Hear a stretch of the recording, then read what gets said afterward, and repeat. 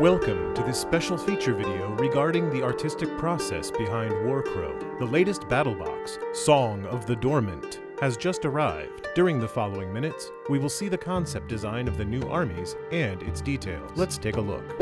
Elves. The Fudom faction arrives for Warcrow with this line infantry. These soldiers are carrying these billhooks or gizarms, and therefore they are named billmen or Elves.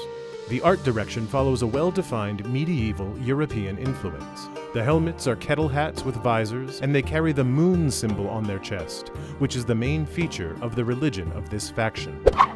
Verena. This is a very important character from the Warcrow lore. Verena of Artegard, High Priestess of Selas, a high-ranked religious authority. As we can see with the concept design, Feudom follows this European medieval style. Verena wears a harness and several layers of fabric under the metal plates to protect her body. Of course, several moon-shaped elements stand out throughout her outfit. Morgane. Morgane of Jaufre is one of the most renowned inquisitors in all of Feudom. She is a mysterious character who hides her face with a hood that has these hanging blade elements, like throwing knives. White and gold are the colors of the Inquisition, and the thorns around the moon-shaped symbol on her gable says it all. Knight of the Sacred Relic. These are human knights, but with their physique and skills upgraded due to contact with the Sacred Relic. The medieval armor influence is all over the designs. The legs present the sabatons, greaves, polaines, and cuisses that you can find on historical armor. The helmet is a bassinet, and we can see the bas-reliefs that remind us of Losna's tears. This is a callback to their main mission, which is to protect the tears of Losna, which they guard above everything in the sanctuary on the island of Valenway. Mace Escorts. The Mace Escorts are the elite guard of the Sempiternus, and that's why they wear the Hand of Glory on their surcoats. The escorts use imposing ceremonial maces to neutralize the enemy and still be true to their own beliefs. Aside from those lore brushstrokes, we can appreciate the consistency of the armor design that follows the usual traits of the faction as heavily based on history and the real functionality of metal armor. Amare Boissonade, Major Penitentiary. This is a relevant character among the Feudom ranks. As a director of the Zyzigians, his armor had to be like an upgraded version of those under his command. Inspired by early 15th century knights, Amare presents an armor with certain bas-reliefs that show hands holding the sacred throwing knives. His shield also presents symbols that shows his origin as son of the Count of Selim. Tears of Losna are also present on the details of his helmet. Zyzigian, a silent assassin wearing medieval armor. The full-face helm with vertical eye slits and 4-star motifs is both faceless and expressive. It grants the character a sense of inhuman calm and anonymity, and again the Tears of Losna are present in Feudom's designs.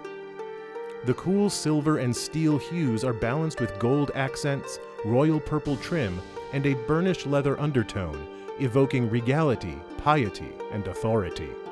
These colors solidify Feudom's visual identity as noble and disciplined, contrasting sharply with the visceral chaos of factions like the Scions of Yaldabaoth. Intacts. These are the line infantry for the Yaldabaoth faction, humans who worship the architect of flesh. They long to undergo the body modification process. These cultists cover themselves with the skins and bones of beasts. Heavily inspired by traditional European carnival folklore, the Intacts bring the blades of Catrador to the table. Needle. This Yaldabaoth unit serves as the healer within her faction, wielding a forbidden art of shadow surgery. Through arcane procedures known only to the darkest of mystics, she has grafted additional limbs onto her own body, grim instruments of mercy that grant her unparalleled efficiency in her macabre craft. Breath. This unit carries a botafumero, a traditional incense burner commonly found in pilgrimage churches. Such a sacred vessel is used to purify the air within these sanctuaries, counteracting the strong bodily odors of pilgrims who have journeyed for days along their spiritual path. The Breath uses this tool to create fog areas on the battlefield. Uruk. This is an important character among the Yaldabaoth lines. It is an elf who has experimented with himself through magic and has upgraded his skills through gruesome body modifications. His current appearance inspires abject terror in those whose eyes fall upon him. As his only memory of his previous life, Uruk retains a vial filled with his own blood from before the Palingenesia. This serves as a stark reminder to him that he will never be weak again. Anointed. The Anointed exemplify a striking blend of grotesque flesh and ceremonial regalia, embodying a design language that feels both sacred and profane. The fusion of flayed musculature, bone plating, and archaic armor evokes a disturbing reverence, perfect for a character consecrated by dark, divine forces. This visual duality, divine ritual and abominable mutation, immediately communicates the essence of the Scions of Yaldabaoth as a cult bound to its truth. Irkalla the Maw. Irkalla the Maw is a grotesque escalation of the Anointed archetype, embodying a rawer, more monstrous evolution.